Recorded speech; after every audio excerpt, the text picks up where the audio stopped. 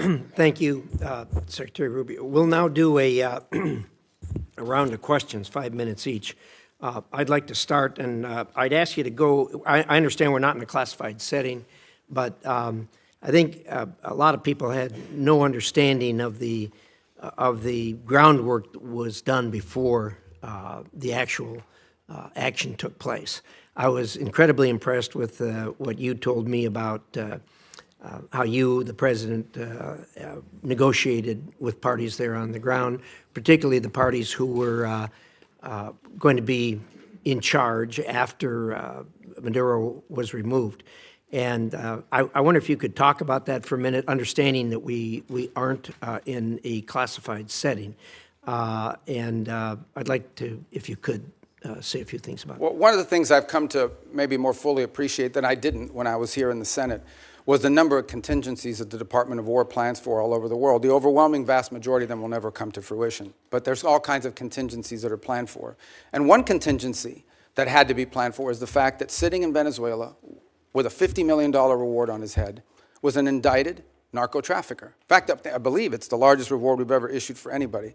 I would remind everybody the Biden administration had a $25 million reward on an indicted narco-trafficker, the same person. And so, multiple administrations from both parties have wanted this man arrested. And one of the options the president had before him was the opportunity, if things didn't work out, to go in and remove this individual because he was wanted in a law enforcement operation. Now, obviously, a law enforcement operation against the de facto head of a regime is not as simple as going after some fugitive hiding in a closet somewhere. It required planning, and it required eliminating anything that was a threat to the forces that were going in to extract him. I want to be clear, and I'll share with you what I've shared publicly. We made multiple attempts to get Maduro to leave voluntarily and to avoid all of this because we understood that he was an impediment to progress. You couldn't make a deal with this guy. Okay? This guy has made multiple deals. He's broken every one of them. As a point of example, he made a deal with the Biden administration, and here was the deal that he made. It was a bad deal. We knew he wouldn't keep it. He made the following deal. Pardon my nephews, his nephews, who were convicted narco-traffickers, convicted already and serving time in jail. Pardon them. Pardon and release Alex Saab, who was his money man, his bag man, primarily in charge of the portfolio with Iran. Release these people. He, in turn, agreed to release some political prisoners, which he did. Many of them were subsequently exiled or rearrested, and that he would hold free and fair elections, which he did not. In fact, he basically disqualified Maria Corina Machado and any other candidate. And Edmundo Gonzalez ends up being the nominee for the opposition party simply because they forgot to ban him. And they forgot to put him on the ban list. And then despite that, he loses an election that everyone around the world recognizes an illegitimate election. So he's made previous deals. In fact, he's broken so many deals, not even the Vatican has been willing to interact with Maduro in the past because he's broken so many of these deals. He's just simply not a guy you can make a deal with. He had no intent of keeping it. What he wanted to do was tap us along and buy 3 years of time until he could deal with a new administration that he thought may be more favorable, et cetera.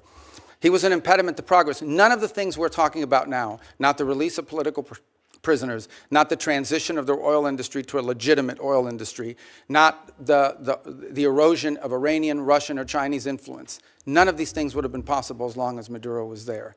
And so this was one option that was available to the president after exhausting every other option to remove this individual from the scene.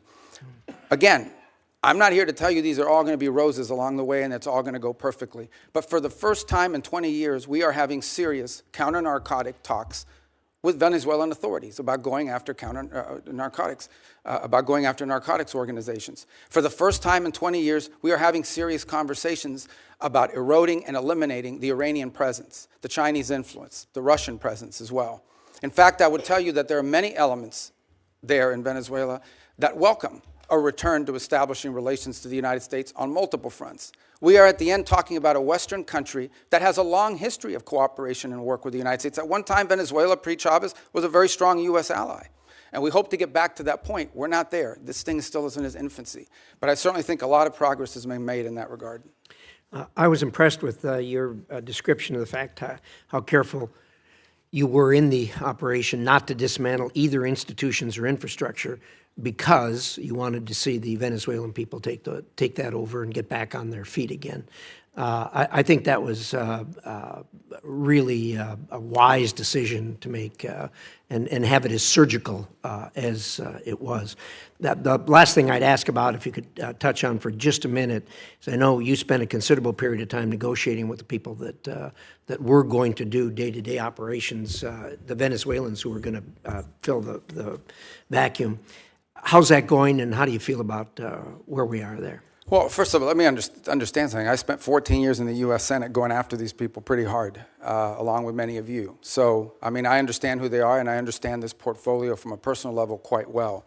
So we're very realistic about what we're dealing with here. We also understand that in geopolitics, sometimes that's required.